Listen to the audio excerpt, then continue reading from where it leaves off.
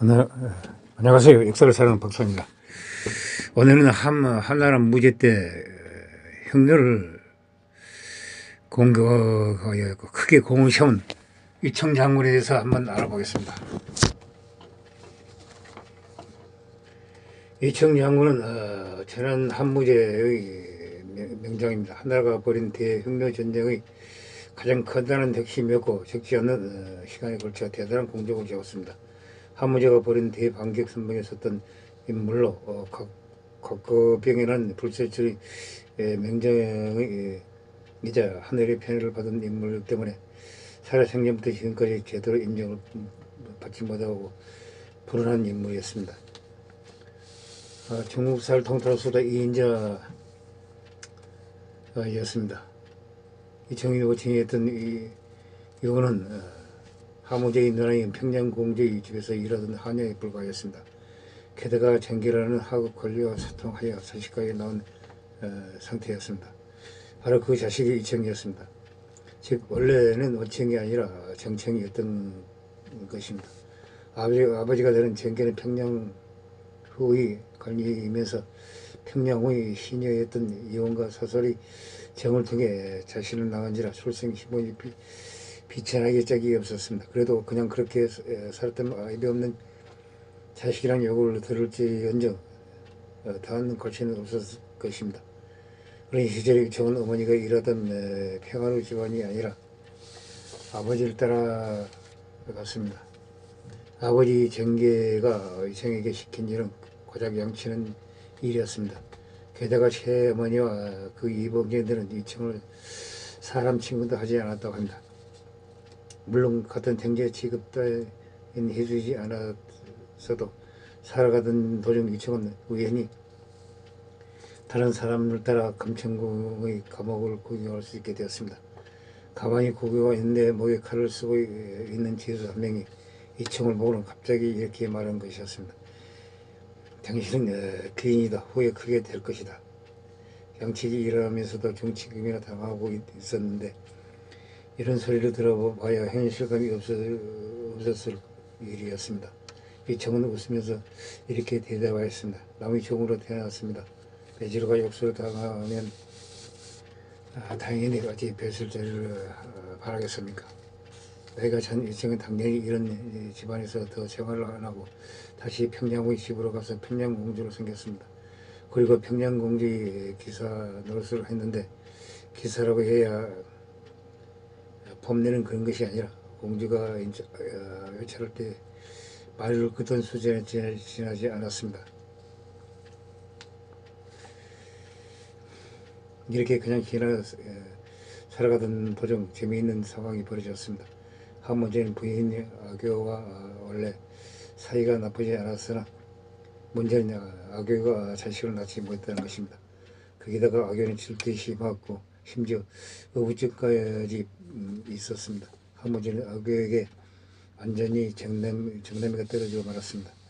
한무제의 누나인 평양공주는 이런 상황을 난감하게 여겼습니다. 그녀의 한무제의 어머니인 왕문희는 자식을 4명 낳았지만 아들은 하나 한무제밖에 없었습니다. 황제를 떠나서 가까운 핏줄에 아들이 하나밖에 없는데 그 아들이 더 자식이 없으니 걱정할 수밖에 없었습니다. 그래서 자기 남들의 괜찮은 여자를 계속 시켜주지만 한무제는 엉뚱한 태도만 보였습니다. 그렇게 평양공주 집을 들락거리다가 내려들은 것이 평양공주 집에서 노래를 부르는 하찮은 여가수 이자보였던 것입니다. 그리고 이 이자보는 이청의 어머니 이원의 딸이자 이청의 누나였던 것입니다. 한문제는 그녀를 궁정으로 데려갔고 이자보가 곧 정계짐에서 이청도 정지성을 갈아버리고 위시성을 쓰게 되었습니다. 그리고 건정궁에서 일하게 되었습니다. 한편 이자보가 결코 한무제의 아이를 임신까지 하게 되었습니다. 원래 무제의 부인 아교의 뜻이 폭발해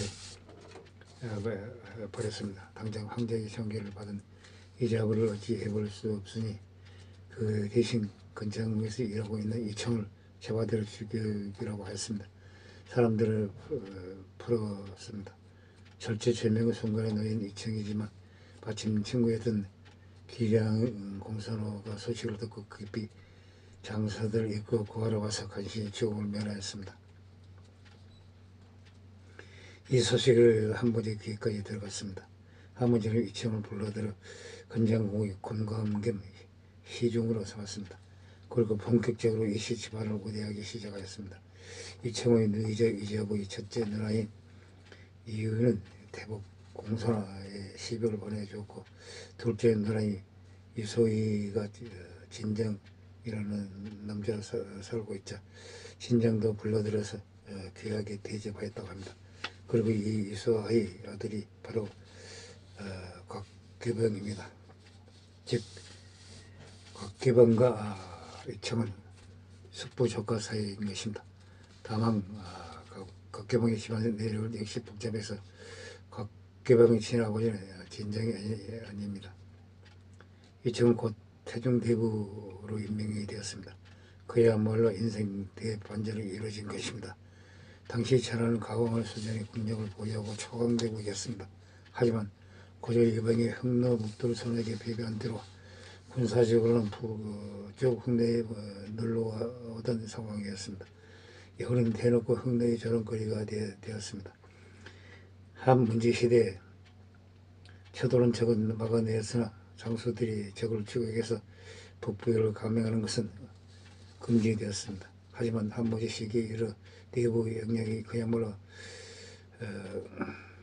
절정을 올라가자 자연스럽게 그 힘을 입으로 분출이 되게 되었습니다.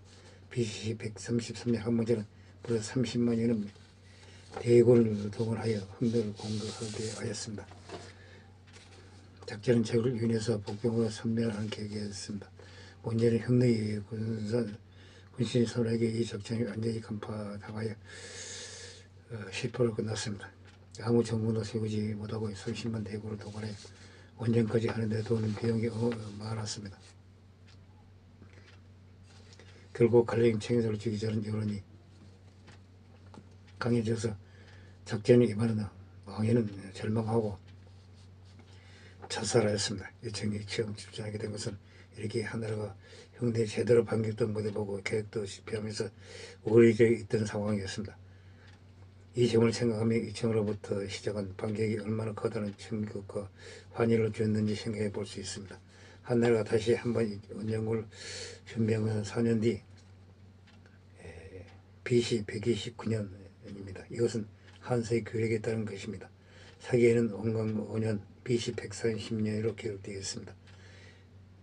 이청 공산호, 이광 등의 장수들이 출전하여 흉노를 공격하였습니다. 이청이 출발한 곳은 상곡으로 현재 베이징의 북서쪽쯤 되는 위치입니다. 이청은 이때 극이 장군에 임명되어서 출전하였습니다. 그 전까지 군대와는 아무런 관련이 없었다는 점을 생각하면 이것은 순전히 이자부의 누나 이자부의 벽에 가깝습니다. 한무제가 이자부 동생이 공점을 세우라고 밀어내는 것에 가깝습니다. 일반적이면 패명해야 당연한 결과는 전혀 위기 상황이 나왔습니다. 공산은 흉노를 만나지도 못했고 공산은 무려 7,000명의 상황자를 남기고 참혹한 패배를 당하였습니다. 심지어 전팩을 온 명장인 이광마저 패배하였습니다. 그런데 이청만이 오히려 승리를 거두었습니다. 이청은 흉노가 제사하는 것인 영성까지 쳐들어가 목을 베고 포로로 잡은 사람이 700명이나 정권을 올렸습니다. 숫자만 보고 놓고 보면 그 대단한 정권은 아니지만 계속된 실패에 휘어져 있던 한나라의 조야에는 흥분하였습니다. 건국 70년 드디어 처음으로 한나라의 군대가 장선을 넘어 그 북쪽까지 풍당당하게 공격에 들어간 것은 실로 이번이 처음이었던 것입니다. 이청의 입장에서 보면 다른 장수들이 패배한 게 자신을 더욱 돋보이게 하는 경우가 되었습니다. 이청은 이 공으로 감내가 되었습니다. BC 129년 노인 이자부는 무죄의 저식을 낳았습니다. 이청은 새로 태어날 아이를 축복하기라도 하듯이 3만 명의 병사를 출격하여 흉노군 수천 명을 물리치고 대성을 거두었다고 합니다. 오는 한나라 때 그 현대의 권력적인 화친을 하고 초공을 바치고 공주를 바쳐가면서 권력을 객가서나 항무제 때 유명한 이광 장군, 공손하고 이런 사람들이 다 패배하였으나 아무 장군 경험이 없는 이청이 형들을 공격하여 승리하였습니다. 이 한무제가 얼마나 기뻐했는지 그건 모르겠습니다. 이청은 원래 지천한 신분이었습니다. 누나 이자보가 한무제의 마음에 들어서 높은 지위에 오르자 이청도 대장군이 되어가지고 큰 공을 세운 과정이 알아봤습니다. 항시 부족함을 느낍니다.